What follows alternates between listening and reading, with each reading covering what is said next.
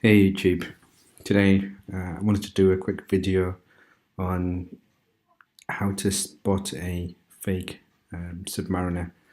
And the list that I've got here is being gathered from the various research I've done from well-known figures within the YouTube community, forums, etc. etc. I actually bottled it and went with the authorized dealer instead of getting a used one, mainly because I didn't feel confident enough to be able to say 100% whether the item was fake or not. So this may help you. Have a look and see what you think. So let's go straight into it. So I'm going to go through 7 items. By no means is this a comprehensive list, but are these some of the items that I was looking at and felt that they had some value. So the first thing is and again, no particular order. So the number one, the weight of the Rolex. So typically the older fakes were a lot lighter. If you can imagine that Rolex spends a lot of money on its parts, the quality of its materials, they do come with a hefty weight. The stainless steel, the movement, everything is top quality, and with that there's a substantial weight to it.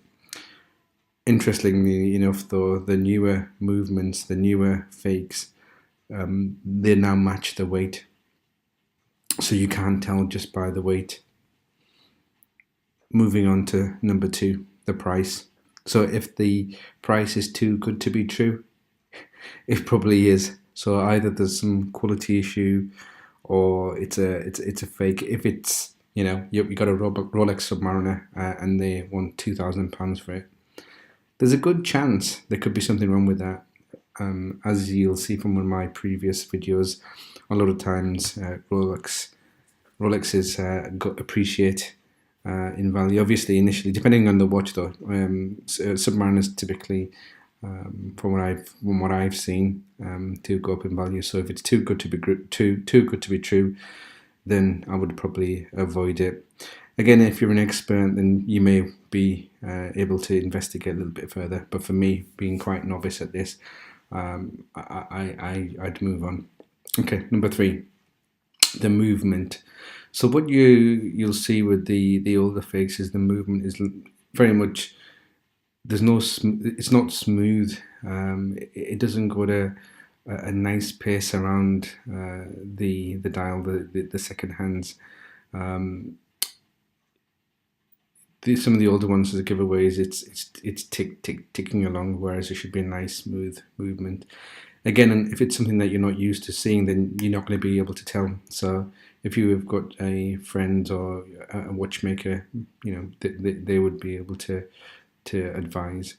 So if you're looking at a date version of the Submariner, then I would say it's the quality of the Cyclops. So the Cyclops should be 2.5% magnification, and the date window should be crisp, superb. The alignment should be excellent. There should be nothing out of place. The alignment with the Cyclops to the date window should be excellent. Should be very precise. If it isn't, if it's even slightly out, that should raise some doubts. It's not to say that it is, but it should warrant a further investigation. Okay, number 5. On the newer models, so mid to late 2000s, the Rolex started to etch a crown on the sapphire glass. You can't see this unless you have it in a particular light.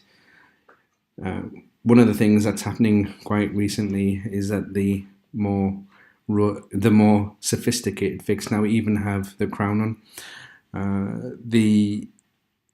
But the thing is that they haven't been able to get the level of quality within the etching. So you'll see some posts on kind of forums where it kind of demonstrates the difference of quality. The precise nature of Rolex and the intricacy of their work, far surpasses any of the fakes. But again, it's getting very close. Number 6, if you take off the bracelet, you should be able to see the serial number, and the serial number should be engraved into the case. A lot of the fakes, what they have is they're just kind of etched on, and it's quite glaringly obvious. Number 7. So number 7 is a kind of an overarching one, really, and it's the quality of the item. So, feel the bracelet, feel the case, the weight.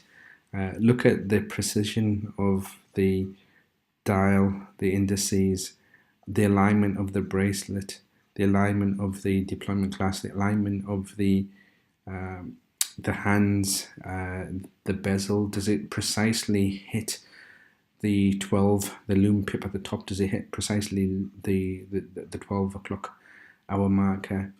What is the when you're rotating the bezel, the sound of the bezel?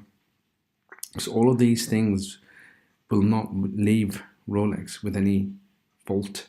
They should be absolutely perfect. Yeah, obviously some things do go wrong, but everything should be absolutely spot on.